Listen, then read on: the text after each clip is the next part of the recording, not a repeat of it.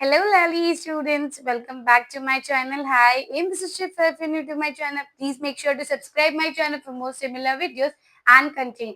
So today we are going to continue our ongoing chapter, that is set, chapter number 1 of class 9th algebra.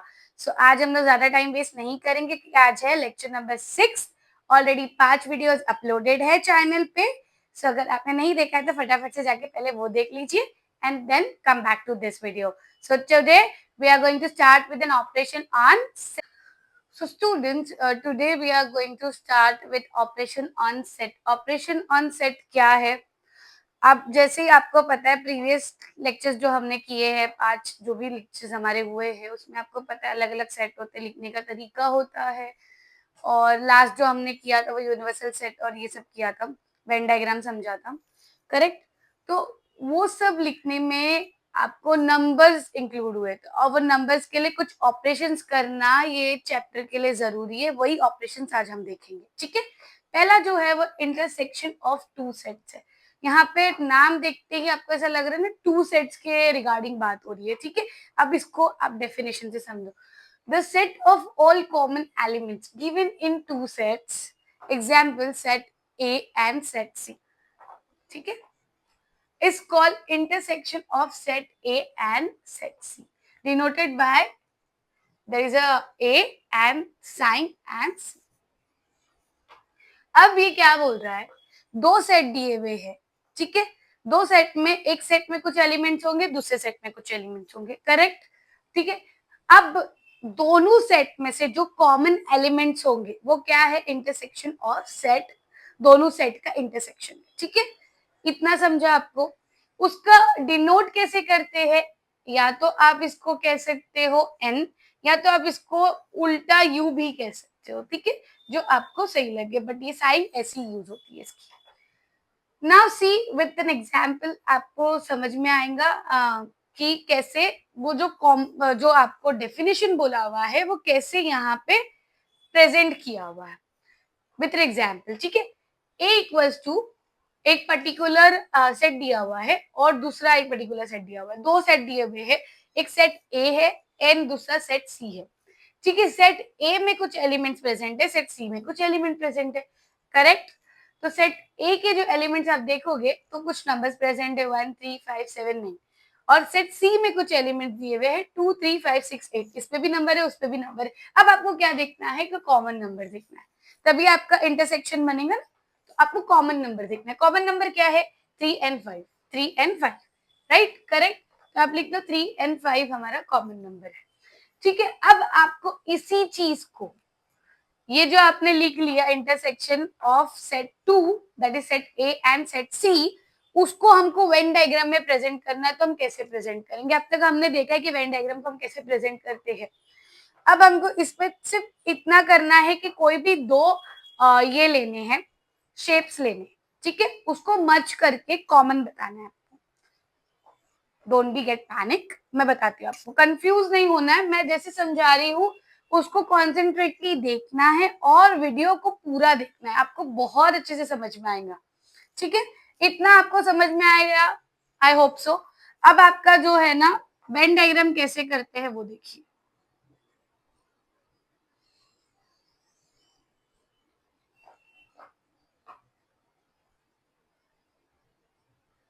ठीक है. ये set ए है हमारे पास, 1 3 5 7 and 9. ठीक है. सेट ए के एलिमेंट्स मैंने सारे ही डायग्राम में पुट कर दिए.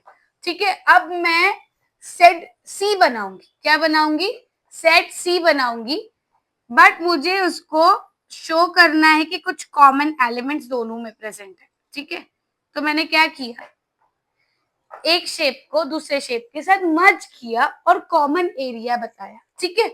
क्या किया, सेट सी में आपने क्या किया है, देखो जो बचे हुए एलिमेंट्स है वो आपको इसमें लिखना है.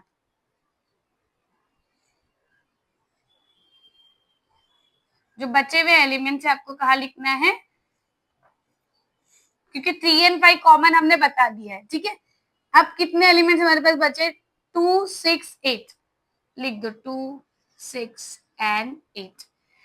अब ये कॉमन स्पेस को अगर आपको शेड करना है कोई और कलर से तो आप कर सकते हो। मेरे पास रेड प्रेजेंट है, मैं रेड से शेड कर रही हूँ उसको। समझा? इतना ही इजी है आपका इंटरसेक्शन ऑफ टू सेट्स। ठीक है, now let's move ahead to second one. So students, second we have this joint set. इसको भी हम डेफिनेशन के साथ समझने की कोशिश करेंगे। If not a single element is common in set A and B, then it is called as set disjoint set. ठीक है, कोई भी दो एलिमेंट्स अगर आपके पास है और उसमें से अगर दोनों सेट के एलिमेंट्स में कुछ भी कॉमन नहीं है, then what is that? Disjoint of set. मतलब कुछ भी कॉमन नहीं, मतलब दो अलग अलग सेट है, इसमें कुछ भी कॉमन है ही नहीं, सिमिलैरिटी नहीं है। लास्ट वाला जो प्रीवियस हमने देखा था उसको इंटरसेक्शन ऑफ टू सेट्स बोला गया था, उसमें हमने कॉमन देखा था। ठीक है, दो कॉमन एलिमेंट्स हमको मिले थे, तो अब जाके वो क्या हुआ था? इंटरसेक्शन ऑफ टू सेट बना था। ठीक है, नाउ ये वो खुद बोल रहा है कि कोई भी सिंगल एलिमेंट भी कॉमन नहीं होगा दोनों सेट में, कोई भी पर्टिकुलर सेट हो सकते हैं। मैंने एग्जाम्पल के साथ लिया हुआ है ए एंड बी, आपको कोई और सेट भी दिए जा सकते हैं, उसमें भी आपको देखना है डिसजॉइंट ऑफ सेट बोला है, मतलब दोनों में कुछ भी कॉमन नहीं रहने वाला है। ठीक है, इतना समझ में आया? एग्जाम्पल के साथ समझो, सेट ए है एंड सेट बी है। सेट ए में कुछ एलिमेंट्स दिए हुए हैं एंड सेट बी में कुछ एलिमेंट्स दिए हुए हैं। यहाँ पे भी नंबर प्रेजेंट है 1 3 5 7। अब सेट ए को आप देखो 1 3 5 7, अब सेट बी देखो 2 4 6, यहाँ पे कुछ भी कॉमन है नहीं है, सिमिलैरिटी है नहीं है, इसी को हम क्या कहते हैं? Disjoint set. अब इसको वेन डायग्राम में कैसे प्रेजेंट करते हैं? अब वेन डायग्राम बनाना है,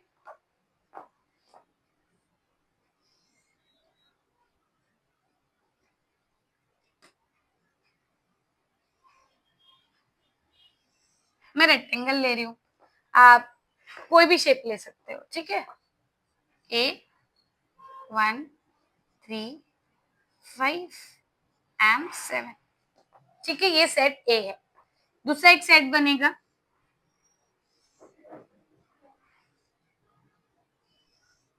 ये सेट बी है 2 4 एंड 6। क्योंकि कुछ भी कॉमन नहीं है तो दोनों अलग अलग डायग्राम्स बनेंगे, दोनों अलग अलग शेप्स बनेंगे। ठीक है, इतना समझा? इतना ही सिंपल है आपका डिसजॉइंट सेट। ठीक है, now let's move ahead to third one.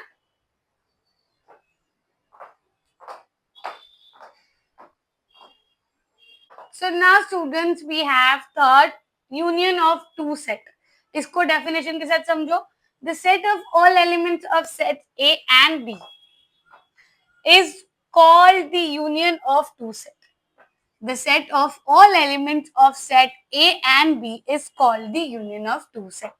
Simply मैं अगर आपको समझाऊं, एक सेट A है एक सेट B है, दोनों के जितने भी एलिमेंट्स उसको कंपाइल कर लिया, कंबाइन कर लिया, मर्ज कर लिया, तो उसके बाद वो जो सेट बनेगा उसको बोलेंगे यूनियन ऑफ टू सेट्स। क्या बोलेंगे उसको? Union of to sets. ठीक है, यूनियन का मतलब ये होता है मर्ज करना, मिलजुल के रहना, मिलजुल के रखना, आप बोल सकते हो। यूनियन का मतलब वो होता है। उसको किससे डिनोट करते हैं? ये जो सेट को हम किस चीज से डिनोट करते हैं? यू से डिनोट करते हैं। साइन देखो यू से डिनोट होती है। जो intersection of set to set था, इंटरसेक्शन ऑफ टू सेट था, उसको हम किससे डिनोट करते थे? एन से। उल्टा यू भी बोल सकते हो, एन भी बोल सकते हो।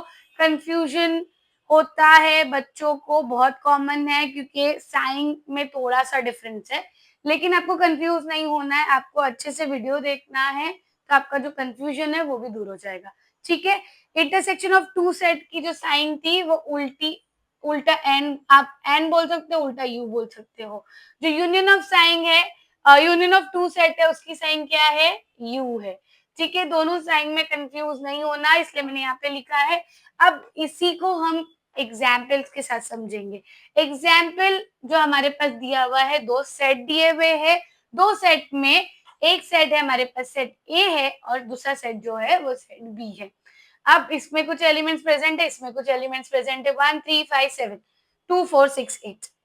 ठीक है, अब इन दोनों को मर्ज करके मुझे लिखना है। आप ऐसे भी लिख सकते हो 1357 एंड देन 2468, ठीक है, वो भी सही है। लेकिन अगर आप सीक्वेंस में लिखोगे तो ज्यादा प्रेफरेबल है, ज्यादा इजीली आपको भी लिखने में कन्वीनियंस रहेगा और ज्यादा अच्छे से आप समझ सकोगे। तो यहाँ पे हम लोग सीक्वेंस वाइज लिख रहे हैं 1 2 3 4 5 6 7 एंड 8। ठीक है, ये हमारा क्या बन गया, यूनियन ऑफ टू सेट। क्या बन गया, यूनियन ऑफ टू सेट। अब इसी चीज को अगर हमको वेन डायग्राम में प्रेजेंट करना है तो हम क्या करेंगे, दो शेप ले लेंगे। ठीक है, एक बना देंगे सेट ए, एक बना देंगे सेट बी। इसमें कुछ एलिमेंट्स प्रेजेंट है 1 3 5 और 7, उसमें कुछ एलिमेंट्स प्रेजेंट है 2 4 6 8। अब पर आपको दोनों अलग अलग सेट है तो दोनों अलग अलग हमने सेट बना लिए। अब इसको हम क्या करेंगे, हमको प्रेजेंट करना है ना यूनियन ऑफ टू सेट, तो हम कैसे प्रेजेंट करेंगे, ऐसे। ठीक है, union of two set A and B. ठीक है, ये आपका हो गया वेन डायग्राम। अब यहाँ पे देखो एक फॉर्मूला मिलेगा हमको आफ्टर अंडरस्टैंडिंग की यूनियन ऑफ टू सेट क्या होता है। उसके बाद हमको एक फॉर्मूला मिला है, number of element in union and intersection of set.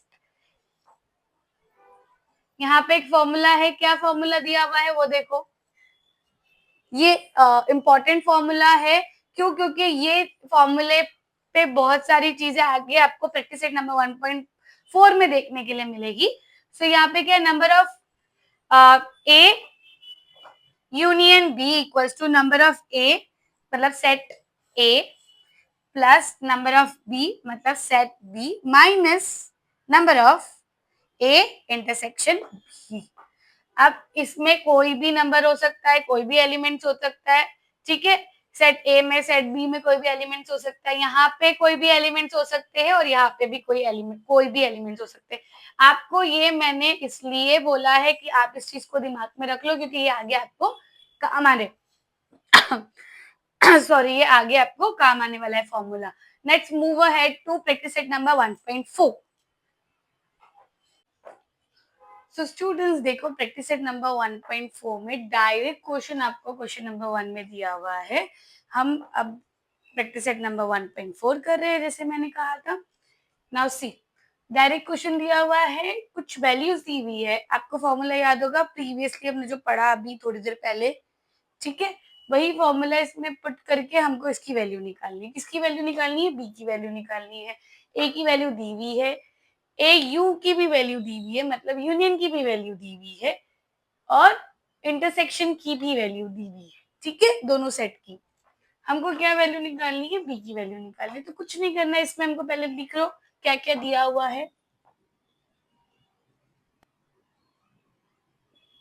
50, ठीक है,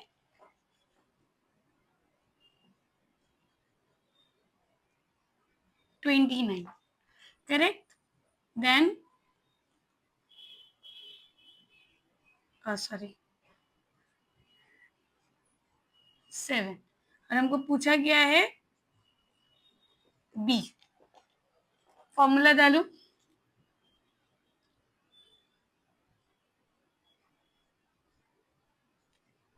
number of A union B equals to number of A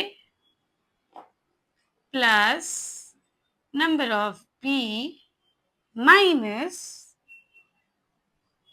number of A intersection B. Sign बराबर बनाना, एल्स आपके मार्क्स जाएंगे। अब सबकी वैल्यू डाल दो। ठीक है, 29, ए की वैल्यू 15 है, बी हमें नहीं दिया हुआ है तो उसको एज इट इज लिख लो। ठीक है, माइनस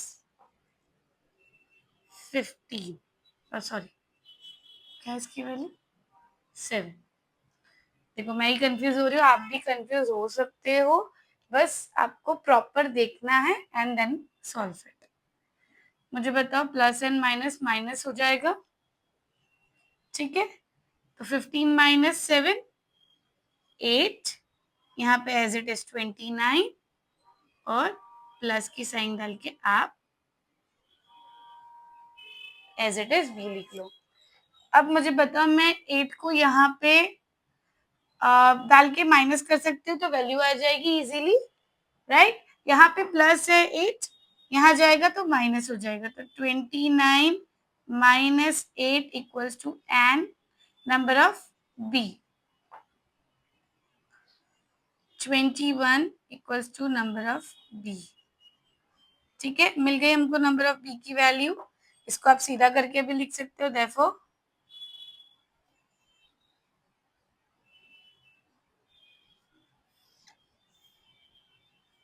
देखा कितना सिंपल है। आपको फॉर्मूला याद रहेगा, आप उस पे वैल्यू पुट करके आराम से सॉल्व कर सकते हो। ठीक है, let's move ahead. See the second question. Second question में क्या बोला, in a hostel there are 125 students out of which 80 drinks tea. यहाँ पे क्या बोला गया, एक हॉस्टल है, एक हॉस्टल में 125 स्टूडेंट्स, ठीक है। 125 स्टूडेंट्स में 80 स्टूडेंट्स जो है वो टी पीते हैं, 60 स्टूडेंट्स कॉफी पीते हैं और 20 स्टूडेंट्स दोनों पीते हैं, टी और कॉफी। बट क्वेश्चन हमको क्या पूछ रहा है कि ऐसे स्टूडेंट्स बताओ जो टी और कॉफी नहीं पीते हैं।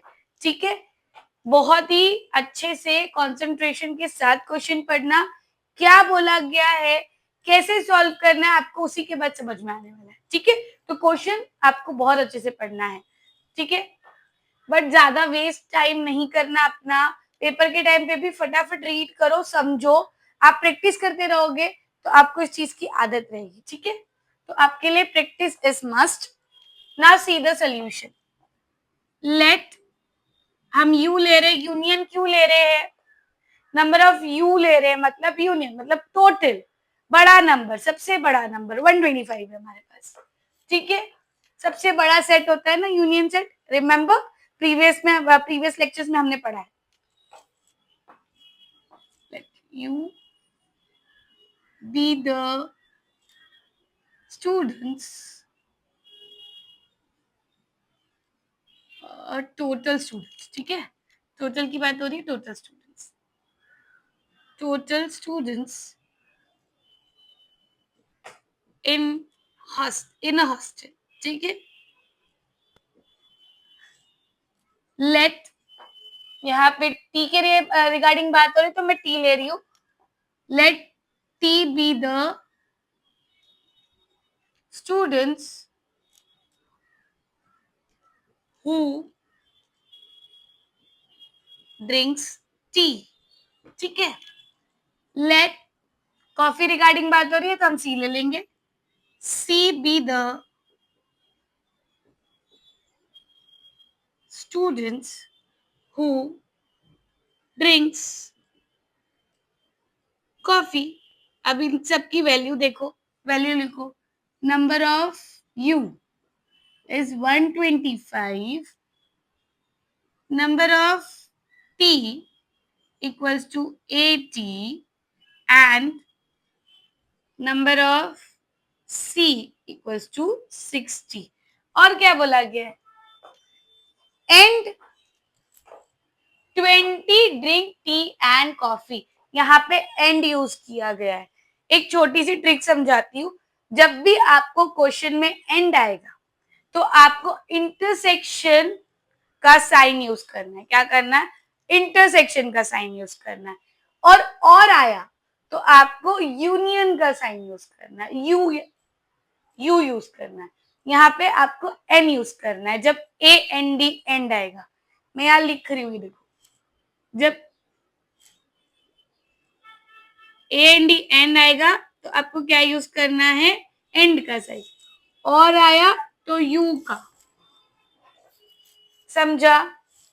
क्यों ये मैंने बोला, intersection was a similar part, जो जिसका कॉमन पार्ट हम देखते हैं। ठीक है, ठीक है।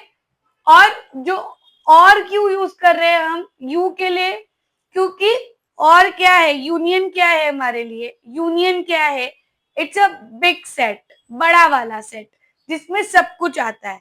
तो यूनियन में क्या, ये भी सब और वाले यूज होंगे ना। ठीक है, तो ये क्या हो गया, एक यूनियन बन गया। इसलिए जब भी आपको यू और आ रहा है आपके इसमें तो आपको यू का साइन यूज करना है, ए एंड डी एंड आ रहा है तो इंटरसेक्शन का साइन यूज करना है। ठीक है, ये भी और ये भी और ये भी ये भी ये भी ये भी, मतलब सारी मल्टीपल चीजें एक सेट में आ रहा है तो यूनियन, और सिमिलर पार्ट देखना पड़ रहा है तो इंटरसेक्शन। याद करो प्रीवियसली पढ़ाया है। ठीक है, तो यहाँ पे क्या बोला, A and D and use किया है, 20 ड्रिंक्स टी एंड कॉफी, तो मैं यहाँ क्या यूज करूंगी, इंटरसेक्शन का साइन यूज करूंगी। क्या करूंगी, इंटरसेक्शन का साइन यूज करूंगी। T and C intersection,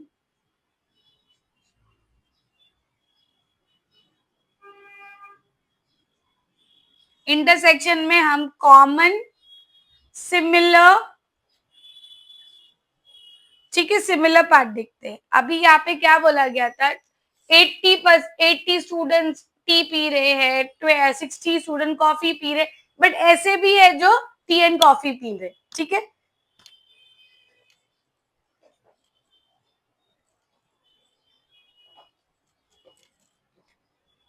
similar common देखते हैं हम इंटरसेक्शन में, और मतलब सब कुछ इंक्लूड होगा, यूनियन मतलब सब कुछ इंक्लूड होगा। मैं भी घड़ी घड़ी और ही बोल रही हूँ ताकि आपको याद रहे कि आपको जब भी क्वेश्चन में और आए तो आपको यूनियन की साइन यूज करनी है, एंड आए तो इंटरसेक्शन की साइन यूज करनी है, याद रखना।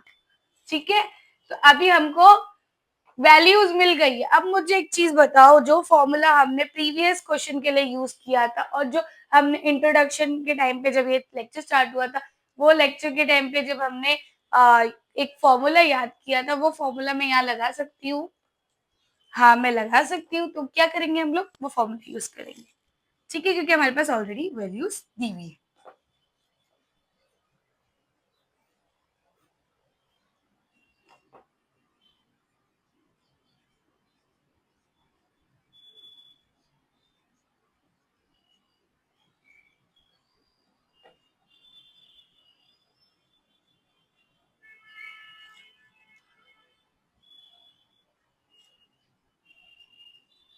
वी नो, ठीक है, we know what the formula. वहां पे ए और बी को यूज किया था, यहाँ पे हमने सिर्फ क्या किया, चेंज कर दिया, क्योंकि हमने क्या किया है, अल्फाबेट्स डिफरेंट लिए हैं, टी और सी लिया है।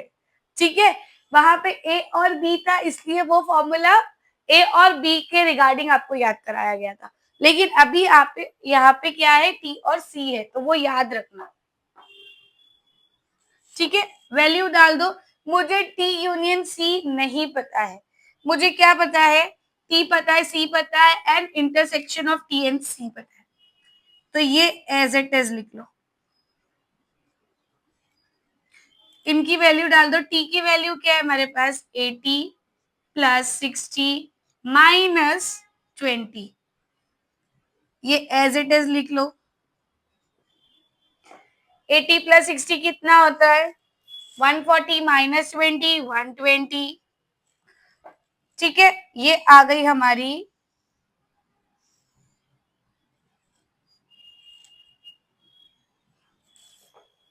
Number of T you see, मतलब टी यूनियन सी की वैल्यू।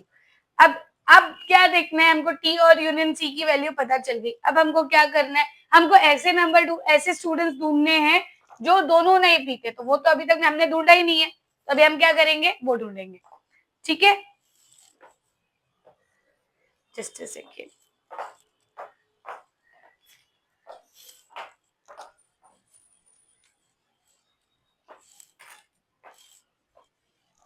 मैं यहाँ पे लिख दूं, ठीक है, इसके बाद का step,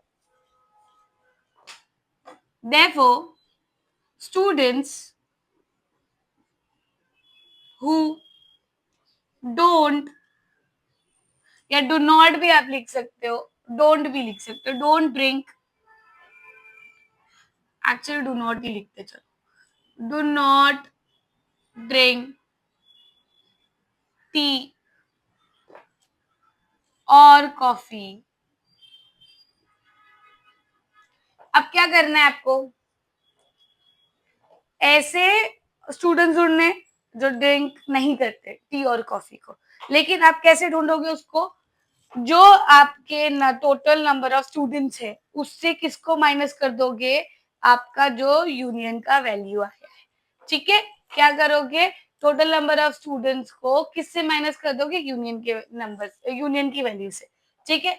number of U equals to 125 and number of T union B equals to, sorry, C 120, ठीक है। अब इसको माइनस करो।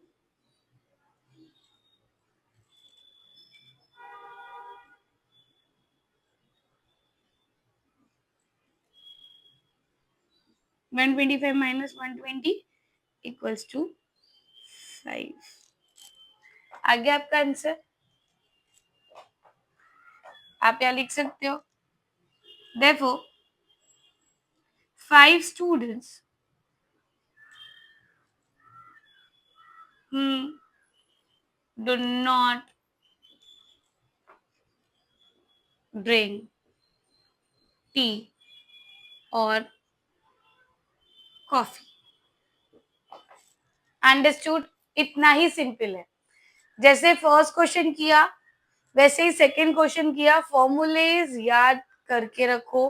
फॉर्मूला आपको कोई नहीं बताने वाला, आपको खुद को समझ के करना है।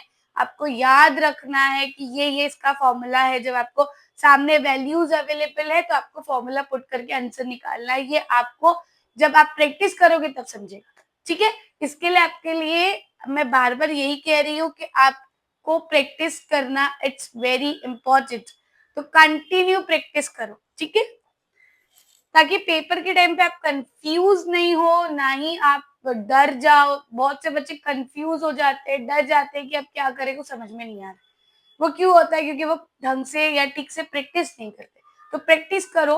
और जब मैं भी आपको पढ़ा रही हूँ या आप क्लासेस जा रहे हो या आप स्कूल जा रहे हो, तो जब आप जा रहे हो तो आपके पास आपकी टेक्स्ट बुक अवेलेबल होना चाहिए, आपकी नोटबुक अवेलेबल होनी चाहिए। जब टीचर पढ़ा रही है तो आप उनके साथ वो सॉल्व करो, ताकि आपकी जो भी क्वेरीज रहेगी, जो भी डाउट रहेंगे, वो उसी टाइम पे क्लियर हो जाए, ठीक है। Now let's move ahead to third one.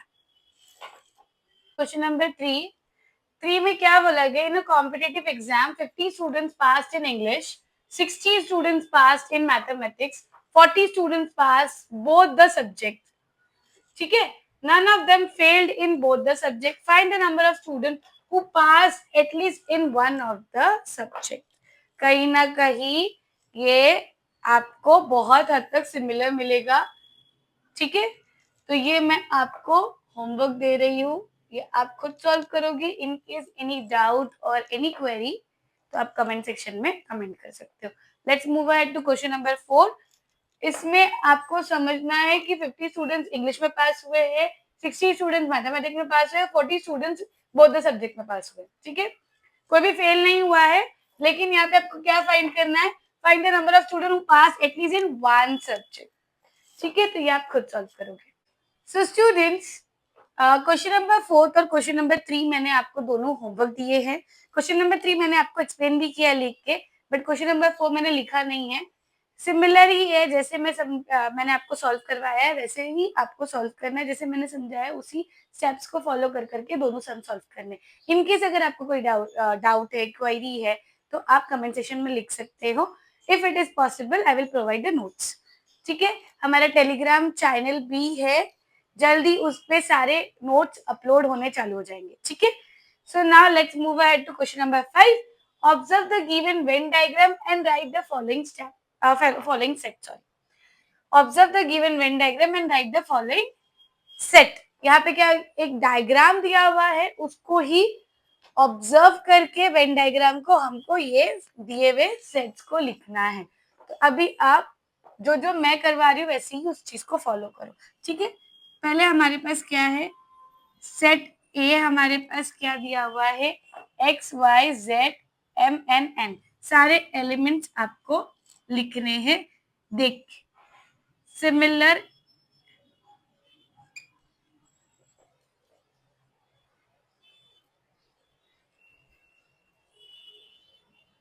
ठीक है, B simple.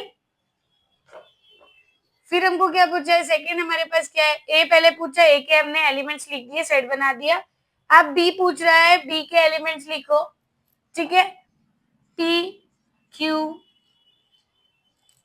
Are M N and. A union B पूछा है। अब ए यूनियन बी है मतलब सारी वैल्यूज यहाँ पे आ जाएगी। यूनियन मतलब मिला दोगे ना, तो A union B equals to X Y Z M N P Q are.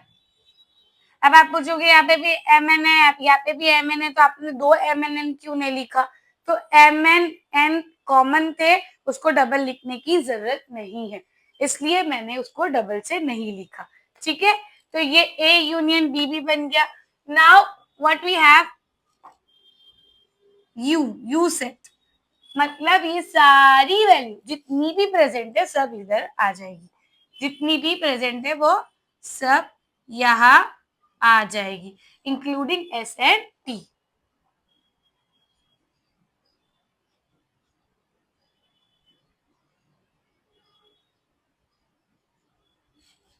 Understood. यहाँ पे अब फिफ्थ क्या पूछा है, A dash complement of set A पूछा है। जब जब कॉम्प्लीमेंट ऑफ सेट ए पूछता है तो हम कैसे करते हैं उसको, याद है हमने पहले भी सीखा है, जितना भी पार्ट ए का रहेगा उसको छोड़ के आपको लिखना है। क्या करना है, कॉम्प्लीमेंट ऑफ ए में जो भी सेट ए में रहेगा उसको छोड़ के जो बच जाता है वो लिखना है। तो यहाँ पे क्या बच गया, ये ए को छोड़ दो, क्या बच गया आपका, या यहां से देख लो,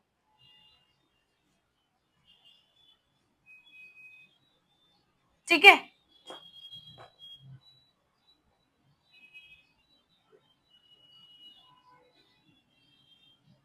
set P Q R S T, क्या ये आपका ए डैश, ठीक है, ये आपका क्या है ए डैश। आपको ए छोड़ना है, X Y Z M N छोड़ दोगे आप, उसके बाद क्या बचा, P Q R S T,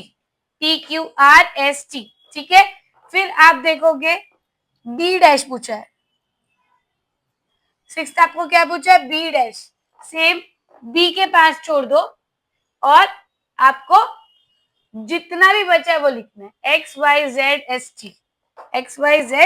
T, ठीक है। ये एलिमेंट्स यहाँ पे आ जाएंगे, एक्स वाई जेड एस और टी, ठीक है। अब यहाँ पे एक और क्वेश्चन है, दैट इज 7, वो क्या बोला, ए यूनियन बी डैश, मतलब इसका कॉम्प्लीमेंट निकालो। तो अभी आपको क्या समझना है, आपको पहले गौर से देखना है, यहाँ पे सब कुछ दिया हुआ है, यहाँ पे सब कुछ दिया हुआ है, X Y Z M N P Q R, क्या नहीं दिया हुआ है, एस एंड टी। तो सिंपल आप एस एंड टी यहाँ पे लिख लो।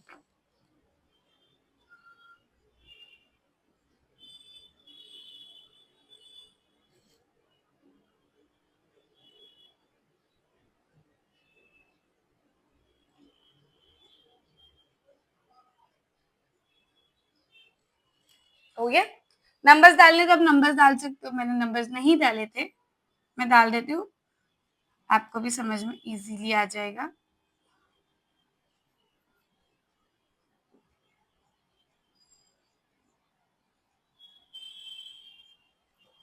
ठीक है, समझा? कुछ नहीं करना है, वेन डायग्राम को ऑब्जर्व करना है, ये जो वेन डायग्राम दिया हुआ है उसको आपको ऑब्जर्व करना है और क्या करना है, उसके सेट्स बनाने हैं। सिंपल, हो गया, आज का चैप्टर यहीं पे खत्म, आज का लेक्चर भी खत्म और हमारा जो ऑनगोइंग चैप्टर था सेट, चैप्टर नंबर 1 अलजेब्रा का, दैट इज मैथ्स 1 का, क्लास 9 का, वो कंप्लीट होता है। एंड ऐसे ही और कंटेंट के लिए हमारे साथ जुड़े रहे। हाय इन and thank you for watching.